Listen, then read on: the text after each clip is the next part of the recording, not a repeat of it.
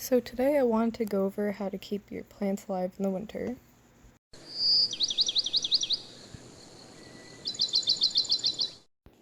So if you're a plant owner, you know the winter is the worst. When I think of winter, I think of Game of Thrones. Winter is coming and it's bringing hell. But hopefully after today, when you watch this video, you have some tips and things to avoid with having your plants indoors that will help you through the winter months. Now, just a heads up, this is not a visual video. These images are from Google. I do not own them, and yeah, so this is really just me talking about tips and tricks, and just put it on the background, take care of your plants, do what you're doing, hang out, and we'll jump right into it. So the first thing you're gonna do in the winter is turn up the thermostat. Or if you're like me and you have a wood-burning stove, you're gonna have that thing cranking, and I mean cranking, to the point it feels like summertime in Florida. In your home, no less. And while you might think this is just great, your plants might be suffering. Meanwhile, you're chilling, you're hanging out, and you're staying warm. So whether you have a wood-burning stove or you have heating vents, this can cause so many issues. And by issues, I mean your plant will dry out so fast, and they will drop leaves like it's nobody's business. And this is where tip number 1 comes in. So obviously you want to put your plant in a warm room, but do not put your plant near a heating vent.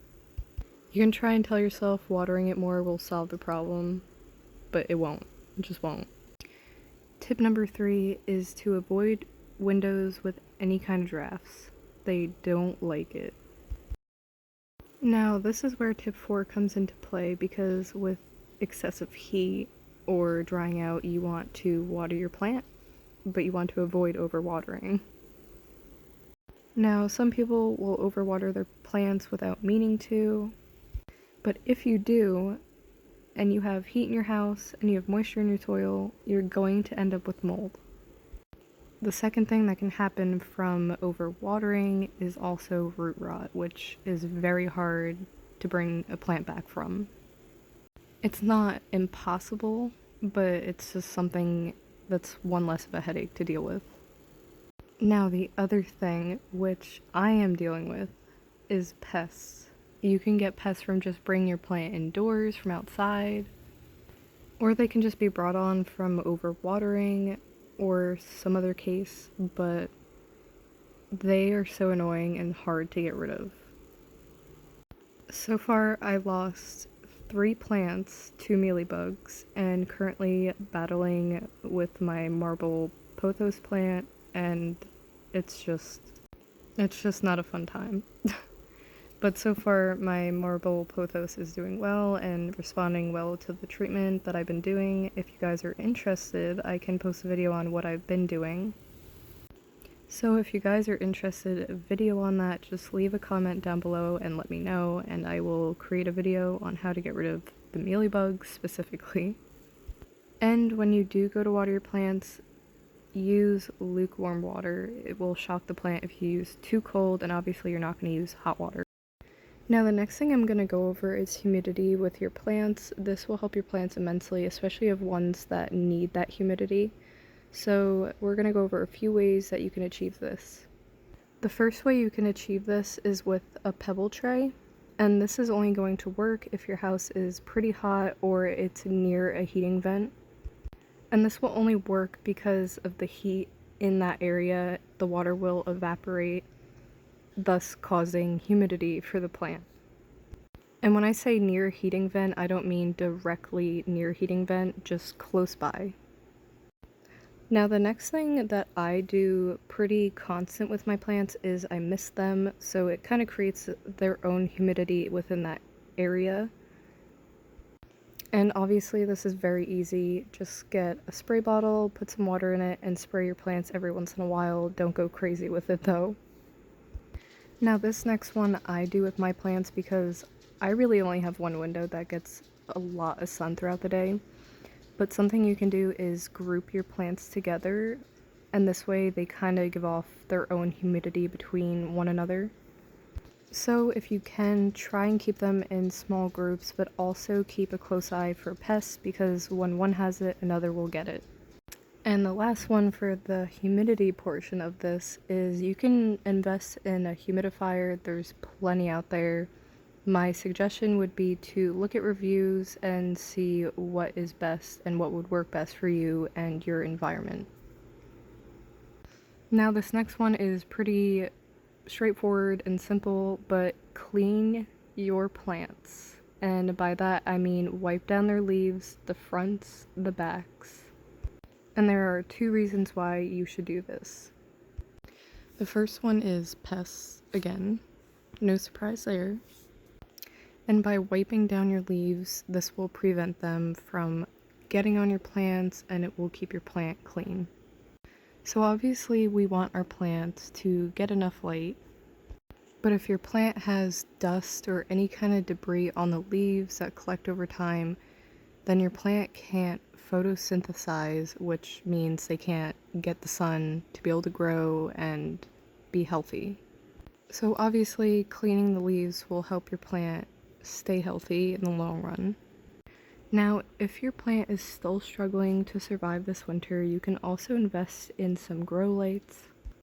I put an example here in this video for you, but there are many different grow lights out there to choose from as well. And besides having the grow lights, you can also, if you really want to, invest in a grow cabinet. These can get pretty pricey, I will admit to this. But if you have the money and you want to do it, then go for it. Even myself included, I would love to have one of these. I actually for Christmas had gotten a plant stand and grow lights, so I'm currently seeing how that's going for my plants. But I myself included would love to have one of these one day. Alright, and next up is number 8, which is fertilizing plants in the winter. And this is a pretty controversial topic. On one hand, some people say you shouldn't do this in the winter, it's not needed, the plant isn't in summer environment. On another note, the plant, if it's putting out new growth, then it could probably use the extra nutrients. So in my opinion, I say use your judgment. If your plant is putting out new leaves, then I would say fertilize it, don't overdo it. But if you have a plant that isn't really doing too much too often, then I would say to maybe avoid fertilizing that one. But again, this is a very controversial topic. You do what you think is best for your plants. And that is basically it for number 8, very quick and simple. And that leaves us to number 9, which is repotting in the winter. This is again a controversial topic.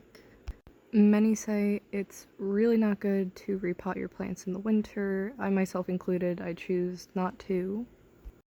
But, and I can't stress this enough, but if your plant is struggling and it's root bound, it's not doing well, then by all means, repot your plant. They say not to repot your plant because it can stress it out, which can happen, but if your plant really needs it, then go for it. And since I'm already at 9 tips, I figured why not just go for 10, and that is enjoy the journey. Like I've said in my videos, I am not a pro, I'm a plant enthusiast, and we all learn as we go. We all have that one plant or more that just don't like us, and they just don't make it, and that's fine.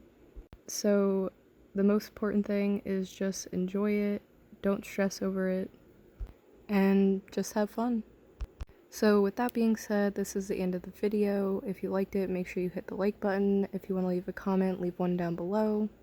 And I hope you all have a very safe and happy New Year's. Thank you guys so much for watching, and I'll see you probably next year.